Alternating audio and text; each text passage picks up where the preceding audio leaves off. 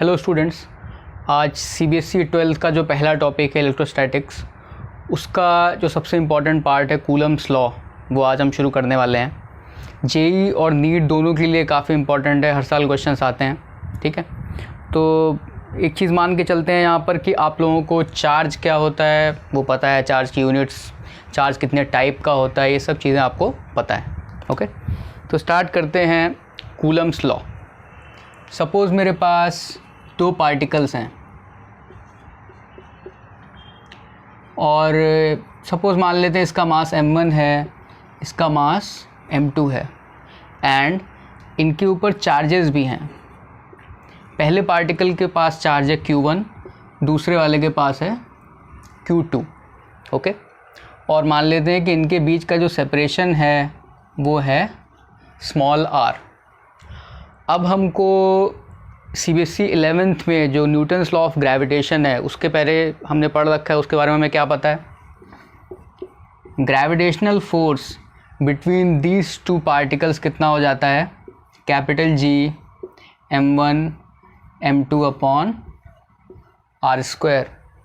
ठीक है, ये फोर्स है because these two particles have masses. Okay, इसके अलावा इनके बीच में एक और फोर्स होगा। कौन सा force? Electrostatic force. Electrostatic force कितना होगा वो ही बताता है हमारा कूलम्स लॉ। कूलम्स लॉ के अकॉर्डिंग इलेक्ट्रोस्टैटिक फोर्स होता है K Q1 Q2 upon R square. यहाँ पर इन दोनों इक्वेशंस को आप देखेंगे तो काफ़ी सिमिलैरिटीज़ नज़र आएंगी। जहाँ पर मास है वहाँ पर चार्ज आ चुका है, कांस्टेंट चेंज हो चुका है, और नीचे जो R स्क्वायर वाला टर्म है दोनों में कॉमन है। इसको हम बोलते हैं inverse square law dependence. Okay, तो ये मेरे पास कूलम्स लॉ की इक्वेशन है जो बताती है इन दोनों चार्जेस के बीच में फोर्स कितना होगा। इस इक्वेशन में यहाँ पर K दिख रहा होगा, दैट इज़ कूलम्स कांस्टेंट। इसकी वैल्यू होती है K = 9 × 10⁻9 न्यूटन मीटर स्क्वायर पर कूलम स्क्वायर। ये जो वैल्यू होती है ये केवल वैक्यूम के लिए है। यहाँ पर K का एक और फॉर्म होता है जनरल फॉर्म। इस फॉर्म में हम लिखते हैं अक्सर 1/4πε, जहाँ पर एप्सिलन क्या होता है, परमिटिविटी।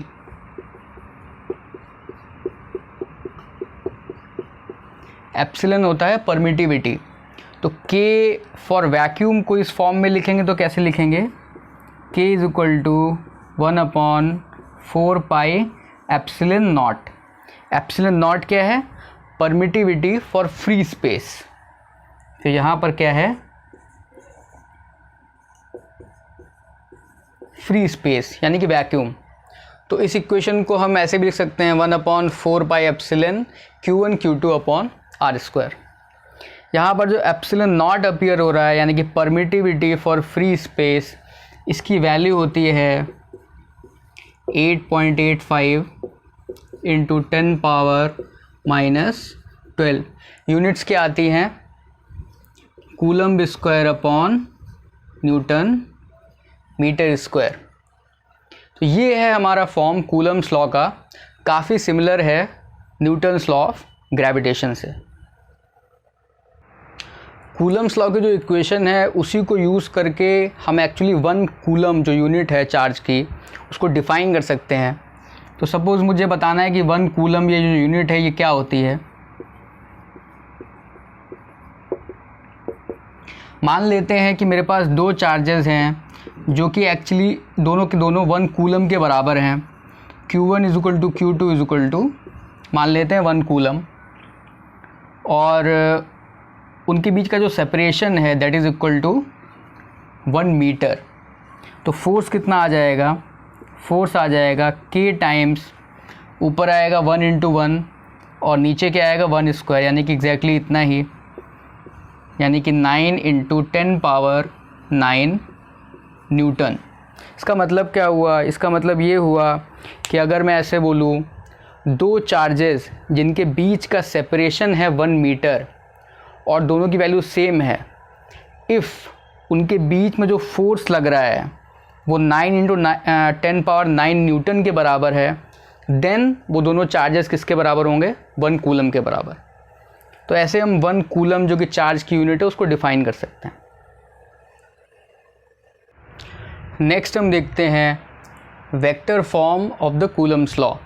यहाँ पर फोर्स आ रहा है, दो चार्जेस के बीच में फोर्स है। अब force is a vector quantity, सबको पता है। तो कूलम्स लॉ का जो फोर्स है उसको वेक्टर फॉर्म में कैसे लिखते हैं, उसके पहले एक चीज़ समझ लेते हैं। आई थिंक पहले 10th में आई थिंक पढ़ा होगा, उसके पहले भी पढ़ा होगा। अगर दो चार्जेस दोनों सेम काइंड ऑफ चार्जेस हैं, जैसे कि पॉजिटिव हैं दोनों या फिर दोनों नेगेटिव हैं, तो उनके बीच में जो फोर्स होता है वो रिपल्सिव इन नेचर होता है। अगर दोनों चार्जेस डिफरेंट काइंड ऑफ हैं, यानी कि एक पॉजिटिव है और दूसरा नेगेटिव है, तो फोर्स कैसा होता है, अट्रैक्टिव इन नेचर होता है। आई थिंक सबको पता है ये। तो स्टार्ट करते हैं। सपोज़ मेरे पास अगेन दो चार्जेस हैं। पहला चार्ज है Q1, दूसरा है Q2। मेरे पास एक कोऑर्डिनेट सिस्टम है जिसका ओरिजिन मैंने यहाँ पर ले लिया है।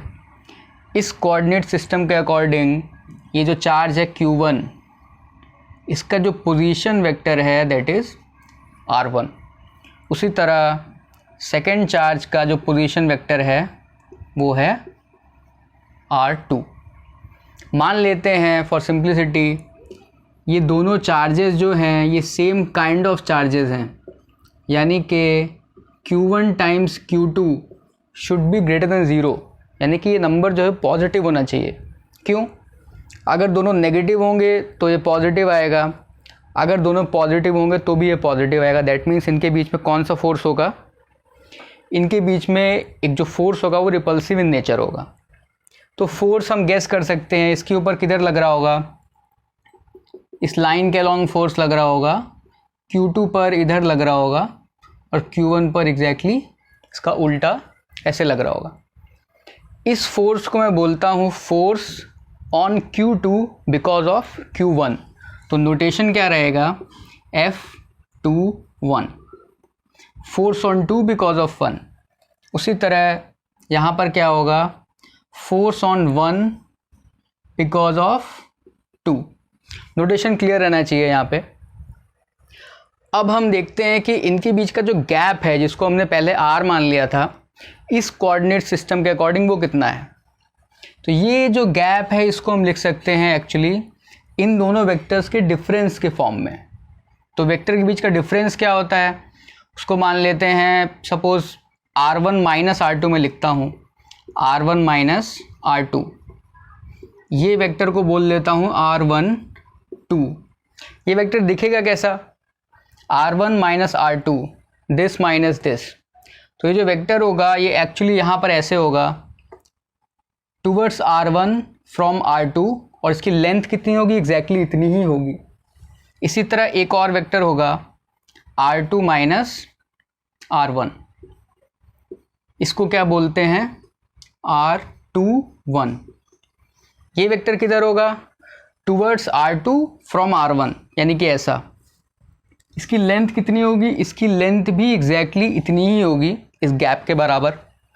तो अब हम क्या करते हैं, फोर्स को लिखने की कोशिश करते हैं in terms of these vectors. सबसे पहले लिखता हूँ मैं F12, यानी कि force on 1 because of 2। Coulomb's law के अकॉर्डिंग क्या होगा, KQ1 Q2 upon R²। R कितना है, ये वाला वेक्टर यूज़ कर सकते हैं, इसका जो मैग्नीट्यूड है वही इन दोनों के बीच का गैप है। तो यहाँ पर मैं लिख सकता हूँ R12। यहाँ पर वेक्टर साइन नहीं लगाया है, दैट मीन्स मैग्नीट्यूड लिख रहे हैं। आगे फोर्स है तो उसका डायरेक्शन किधर होगा, R12 इस तरफ है और F12 भी इस तरफ है। तो F12 का डायरेक्शन किधर होगा,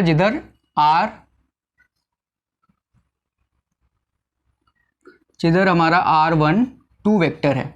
तो यहाँ पर यूनिट वेक्टर मैंने लिख दिया है, F12 और R12 का डायरेक्शन सेम है, तो इस फोर्स को मैं इस यूनिट वेक्टर के फॉर्म में लिख सकता हूँ। Similarly F21 is equal to K, ये गेस कर सकते हैं आई थिंक सारे लोग।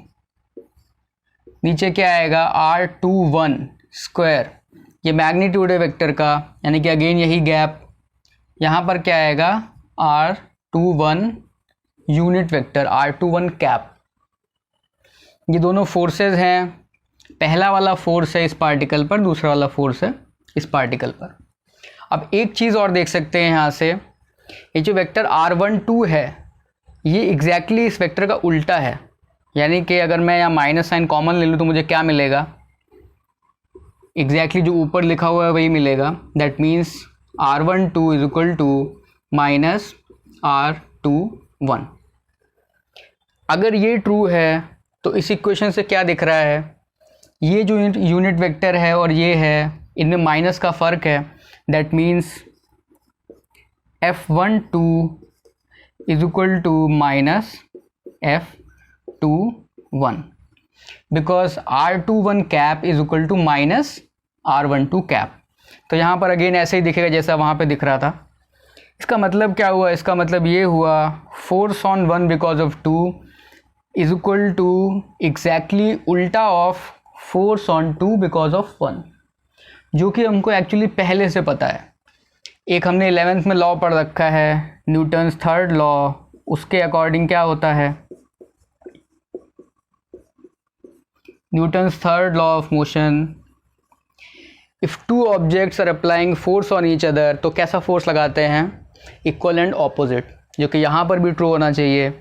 ये दोनों चार्ज पार्टिकल्स एक दूसरे पर फोर्स लगा रहे हैं तो कैसा फोर्स लगाएंगे, इक्वल एंड ऑपोजिट, जो कि हमको यहाँ से क्लियरली दिख रहा है। जब हमने स्टार्ट किया था टॉपिक तो हमने कूलम्स लॉ को समझा था, जो कि हमको पहले से पता था, न्यूटन्स लॉ ऑफ ग्रेविटेशन, उसके थ्रू हमने समझा था। ओके, तो ये दोनों एक्चुअली नेचुरल फोर्स है, फंडामेंटल फोर्सेस हैं। तो इनको हम कंपेयर करते हैं नेचर में, जब ये अप्लाई होते हैं तो कितना मैग्नीट्यूड होता है किसका, कौन सा बड़ा होता है कौन सा छोटा। तो let's compare these two forces, Fg versus Fe। तो कंपेयर करने के लिए सबसे अच्छा जो मॉडल है, वो सबसे सिंपल जो हमारा स्ट्रक्चर की जो यूनिट होती है किसी भी मैटर पार्टिकल की, क्या होती है, एटम्स के फॉर्म में देख सकते हो। तो एक सिंपल एटम ले लेते हैं, सबसे छोटा जो एटम होता है, एक हाइड्रोजन एटम है मेरे पास। हाइड्रोजन एटम का स्ट्रक्चर बहुत सिंपल होता है, एक इलेक्ट्रॉन होता है जो कि एक प्रोटॉन के चक्कर लगा रहा होता है, राइट। तो यहाँ पर मान लेते हैं कि इनके बीच का जो सेपरेशन है वो है स्मॉल r, सिंपल मॉडल मान लिया है, सर्कल में घूम रहा है इलेक्ट्रॉन। तो दो पार्टिकल है मेरे पास, दोनों पर चार्ज भी है, दोनों का अपना मास भी है। दैट मीन्स उनके बीच में दोनों फोर्सेस एग्जिस्ट करेंगे जो हमने पढ़े हैं अभी, Newton's law of gravitational force और इलेक्ट्रोस्टैटिक फोर्स। तो यहाँ पर कुछ नंबर्स चेक कर लेते हैं। दोनों पर चार्ज कितना है, QE is equal to QP is equal to 1.6 into 10⁻⁻19 coulomb. Proton पर पॉजिटिव चार्ज होता है, इलेक्ट्रॉन पर नेगेटिव होता है, लेकिन मैग्नीट्यूड इतना ही होता है। मास ऑफ इलेक्ट्रॉन कितना होता है, 9.1 into 10⁻31 kg। Mass of proton कितना होता है, 1.7 अप्रॉक्सीमेटली इंटू 10⁻27 kg। इनसे इन नंबर्स को लेकर शुरू करते हैं। तो Fg कितना होगा, capital G ME MP upon R²। Fe कितना होगा, कैपिटल K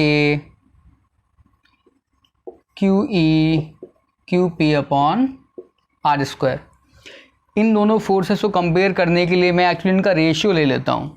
तो Fg या ऊपर सपोज Fe लेते हैं, Fe अपॉन Fg। यहाँ पर G जो ग्रेविटेशनल कांस्टेंट है उसकी वैल्यू कितनी होती है, 6.67 इंटू 10⁻11 इन SI यूनिट्स। तो Fe अपॉन Fg में क्या आएगा, ऊपर K आएगा। एक काम करता हूँ for simplicity, just order calculate करने के लिए 10 पावर में जो भी है उसको लिखता हूँ, बाकी नंबर्स को मैं जो प्रीफिक्स है उसको इग्नोर कर देता हूँ। तो यहाँ पर क्या आएगा, Fe में K आएगा ऊपर, तो K अप्रॉक्सीमेटली कितना है, 10⁻9। QE का ऑर्डर कितना है, QE का ऑर्डर है 10⁻ माइनस 19, वही क्यू पी का भी ऑर्डर है। आर स्क्वायर दोनों में कैंसिल हो जाएगा अगर डिवाइड करोगे तो। नीचे क्या आएगा, नीचे आएगा capital G 10 power minus 11 into mass का ऑर्डर लिख देते हैं 10 power minus 31 into 10 power minus 27। इस नंबर को सॉल्व करोगे तो जो अप्रॉक्सीमेट आंसर आएगा वो आएगा तुम्हारा 10 पावर 40। दैट मीन्स इन दोनों पार्टिकल्स के बीच में जो नेचर में एग्जिस्ट करते हैं उनके बीच में कौन सा फोर्स बड़ा है। एक्चुअली इलेक्ट्रोस्टैटिक फोर्स बड़ा है और बहुत बड़ा है, ग्रेविटेशनल फोर्स से 10 पावर 40 टाइम्स बड़ा है। तो नेचर में जो फोर्स लग रहा है उसमें कौन सा स्ट्रॉन्गर है, इलेक्ट्रोस्टैटिक फोर्स, और काफ़ी ज़्यादा स्ट्रॉन्गर है। नेक्स्ट हम देखते हैं force due to multiple charges. इसका मतलब अभी तक जो हमने देखा है वो यहाँ पर दो चार्जेस थे, दोनों एक दूसरे पर फोर्स लगा रहे थे, तो वो फोर्स कितना होता है ये कूलम्स लॉ हमको बताता है, वो हमने अभी तक देखा था। सपोज़ मेरे पास कई चार्जेस हैं तो एक दूसरे पर फोर्स लगाएंगे, तो हम जानना चाहते हैं कि उनमें से किसी एक चार्ज पर कितना फोर्स लग रहा होगा। सपोज़ मेरे पास 4 चार्ज हैं यहाँ पर,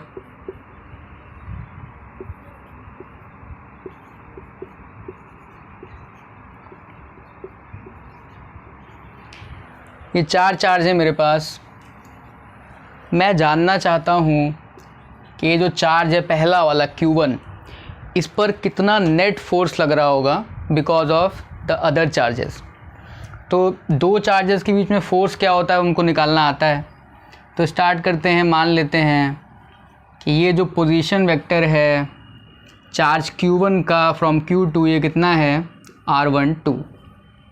उसी तरह ये जो पोजीशन वेक्टर है ये कितना होगा R13, position vector of 1 as seen from 3। ये पोजीशन वेक्टर कितना होगा R14। तो यहाँ पर जो पहला चार्ज है Q1, इस पर एक्चुअली 3 फोर्स लग रहे होंगे। Q2 की वजह से इधर लग रहा होगा, इसको बोलता हूँ F1 बिकॉज ऑफ 2। Q3 की वजह से इधर लग रहा होगा F1 बिकॉज ऑफ 3। इसी तरह Q4 की वजह से Q1 पर F14। तो यहाँ पर एक्चुअली 3 फोर्स लग रहे हैं।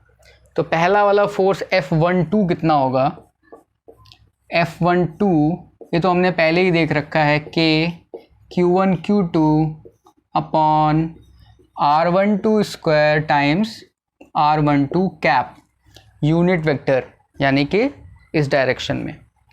सिमिलरली F13 ये कितना होगा, गेस कर सकते हैं यहाँ से K Q1 Q3 upon R13 square R13 hat या R13 कैप। इसी तरह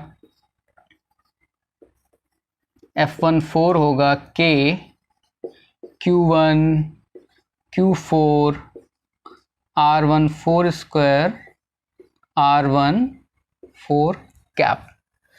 3 फोर्स है मेरे पास, तीनों फोर्सेस किस पे लग रहे हैं, Q1 पर। अब मुझे बताना है कि नेट फोर्स ऑन Q1 कितना होगा। तो ये निकालना इजी है। Force is a vector quantity, एक से ज़्यादा फोर्स लगते हैं तो फोर्सेस ऐड होते हैं, लेकिन ऐड कैसे होते हैं, लाइक वेक्टर्स की तरह ऐड होते हैं। तो यहाँ पर बेसिकली जो फोर्स लग रहा होगा Q1 पर वो तीनों फोर्सेस का सुपरपोजिशन होगा। तो यहाँ पर एक बहुत ही इंपॉर्टेंट प्रिंसिपल है, कौन सा, प्रिंसिपल ऑफ सुपरपोजिशन। एक चार्ज पार्टिकल से फोर्स निकालना आता है तो एक से ज़्यादा हो तो हम क्या यूज़ करते हैं, प्रिंसिपल ऑफ सुपरपोजिशन। ऑलवेज यही यूज़ करते हैं जब हमारा सिस्टम थोड़ा कॉम्प्लेक्स होता जाता है, तो ये हमारे काम आता है प्रिंसिपल। तो नेट फोर्स कितना होगा, F net is equal to इन तीनों फोर्सेस का वेक्टर सम, यानी कि F12 plus F13 plus F14। तो net force on charge Q1 इतना आ जाएगा।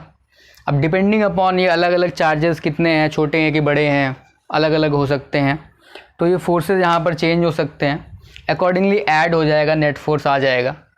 अभी हमने निकाला है on this charge net force कितना आ रहा है। सिमिलरली चाहे तो इस चार्ज पर निकाल सकते हैं, इस पर निकाल सकते हैं, या इस पर निकाल सकते हैं।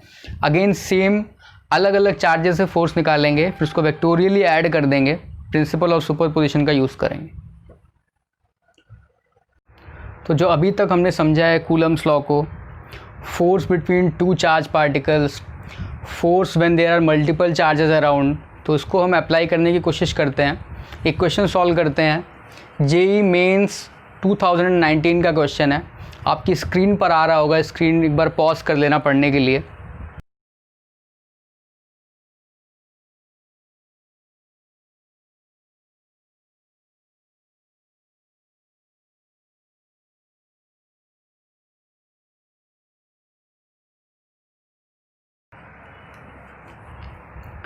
पढ़ लिया होगा आई थिंक अभी। तो क्वेश्चन हमसे क्या कह रहा है, मेरे पास 3 चार्ज पार्टिकल हैं। पहला वाला चार्ज पार्टिकल ओरिजिन पर रखा हुआ है, दूसरा वाला जो चार्ज पार्टिकल है वो ओरिजिन से d/2 डिस्टेंस पर रखा हुआ है, और तीसरा वाला जो चार्ज पार्टिकल है वो ओरिजिन से d डिस्टेंस पर रखा हुआ है। यहाँ पर चार्जेस की वैल्यू दे रखी है, जो ये चार्ज है ये है +q, यहाँ पर जो चार्ज है वो है अगेन +q। अब ये जो चार्ज है बीच में, यहाँ पर ये चार्ज एक्चुअली अननोन है, इसकी वैल्यू मान लेते हैं q। हमसे कह रहा है ये जो ओरिजिन पर चार्ज है इस पर एक्चुअली जो नेट फोर्स है वो 0 है, और अगर ऐसा है तो ये जो अननोन चार्ज है इसकी वैल्यू कितनी होगी, ये क्वेश्चन है। तो अभी यहाँ पर देखते हैं कि ये पॉजिटिव चार्ज है, यहाँ पर ये भी चार्ज पॉजिटिव है, दैट मीन्स ये वाला चार्ज इस पर यहाँ पर ऐसे फोर्स लगा रहा होगा। तो इसको मैं बोल लेता हूँ F∗Q, यानी कि बिकॉज ऑफ दिस चार्ज जो फोर्स लग रहा है तो वो इधर होगा टुवर्ड्स लेफ़्ट। अब नेट फोर्स 0 होने के लिए इस फोर्स को कैंसिल आउट होना पड़ेगा, दैट मीन्स यहाँ पर एक फोर्स होना चाहिए एग्जैक्टली इस फोर्स का उल्टा, इन direction and same in magnitude, तब जाकर इस पर नेट फोर्स कितना होगा, 0। ये फोर्स कौन लगा रहा होगा, ये अननोन चार्ज, इसको मैं बोल लेता हूँ F∗q। अब यहाँ पर फोर्स का डायरेक्शन किधर है, towards this charge, that means ये अननोन चार्ज इस हमारे चार्ज को, ओरिजिन वाले चार्ज को अट्रैक्ट कर रहा है, दैट मीन्स इस चार्ज का साइन कैसा होगा, नेगेटिव। ये तो क्लियर हो गया कि नेगेटिव चार्ज है तभी इसको अट्रैक्ट करेगा अपनी तरफ। अब हमें बताना है कि इसका मैग्नीट्यूड कितना होगा। मैग्नीट्यूड बताना बहुत इजी है, ये दोनों फोर्सेस एक दूसरे को कैंसिल आउट कर रहे हैं, दैट मीन्स इनका मैग्नीट्यूड सेम होगा। तो F∗Q is equal to F∗q। यहाँ पर स्मॉल q का मतलब बस यही है कि स्मॉल q की वजह से जो यहाँ पर फोर्स लग रहा है इस चार्ज पर, उसको नोटेशन यूज़ किया ऐसे एज सच। तो इक्वेशन बना लेते हैं कि Q times Q upon d/2 square is equal to KQ times small q। अब यहाँ पर सॉरी, ये d/2 नहीं होगा, यहाँ इन दोनों चार्जेस के बीच का सेपरेशन कितना है, d है, d²। तो यहाँ पर क्या आएगा, अभी यहाँ पर d/2 है तो यहाँ पर d/2 का स्क्वायर। इसको सॉल्व करते हैं थोड़ा सा, तो क्या मिलेगा, q upon d² is equal to 4 ऊपर जाएगा, 4q अपॉन d²। यहाँ से कैंसिल आउट हुआ, दैट मीन्स q कितना आ रहा है, q अपॉन 4। ध्यान रहे ये जो इक्वेशन है ये मैग्नीट्यूड की इक्वेशन है, तो यहाँ पर जो चार्ज आ रहा है वो चार्ज का मैग्नीट्यूड आ रहा है, दैट मीन्स जो स्मॉल q है उसका मैग्नीट्यूड इतना है, लेकिन उसका साइन तो उल्टा है, दैट मीन्स क्यू कितना होगा, -q/4। ये जो चार्ज है अगर ये -q/4 होगा तब ओरिजिन पर जो चार्ज रखा है उस पर नेट फोर्स कितना होगा, 0।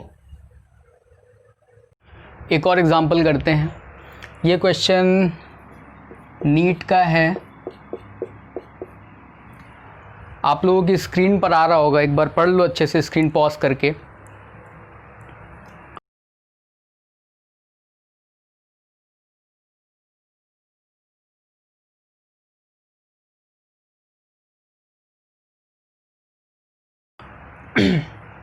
क्या कह रहा है क्वेश्चन हमसे, सपोज मेरे पास दो चार्ज हैं,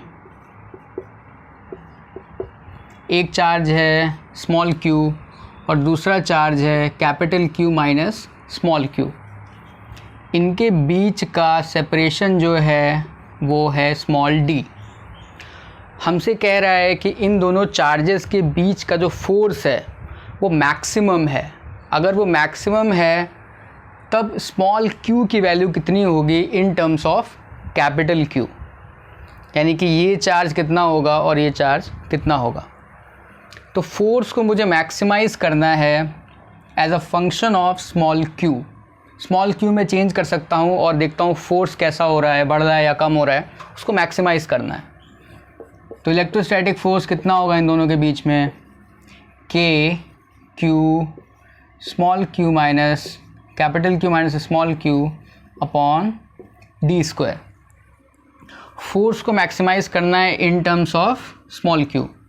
तो मैं निकालने की कोशिश करता हूँ इस क्वांटिटी को dFE/dq, डिफ्रेंशिएट करता हूँ इस एक्सप्रेशन को with respect to small q। तो क्या मिलेगा यहाँ पर, k/d², ये तो कांस्टेंट हैं। यहाँ से क्या आ रहा था कि q times capital Q minus q² upon d²। इसको डिफ्रेंशिएट करोगे तो क्या दिखेगा, यहाँ पर आएगा कैपिटल Q माइनस 2q। ये आ रहा है मेरे पास, फाइनली फॉर्म आ रहा है हमारा। तो अब मैक्सिमा और मिनिमा के लिए, एक्सट्रीमम के लिए क्या होता है, ये क्वांटिटी किसके बराबर होनी चाहिए, 0 के, फॉर मैक्सिमा ये होना चाहिए। तो यहाँ से क्लियरली दिख रहा है कि स्मॉल q कितना आ जाएगा, कैपिटल Q/2। जब ऐसा होगा तब ये क्वांटिटी 0 होगी, यानी कि मिनिमा होगा या फिर मैक्सिमा होगा। तो वो भी हम चेक कर सकते हैं। मैक्सिमा के लिए क्या होता है, एक बार और डिफ्रेंशिएट करें तो क्या आना चाहिए, जो भी हो वो नेगेटिव आना चाहिए। इसको डिफ्रेंशिएट करूँ मैं इस एक्सप्रेशन को तो क्या मिलेगा, k d², ये तो कांस्टेंट है, 0 माइनस 2। तो ये नंबर एक्चुअली नेगेटिव आ रहा है, that means for this q जो फोर्स की वैल्यू आनी है वो एक्चुअली मैक्सिमा ही होगी। तो आंसर हमारा क्या हो जाएगा, q = q/2।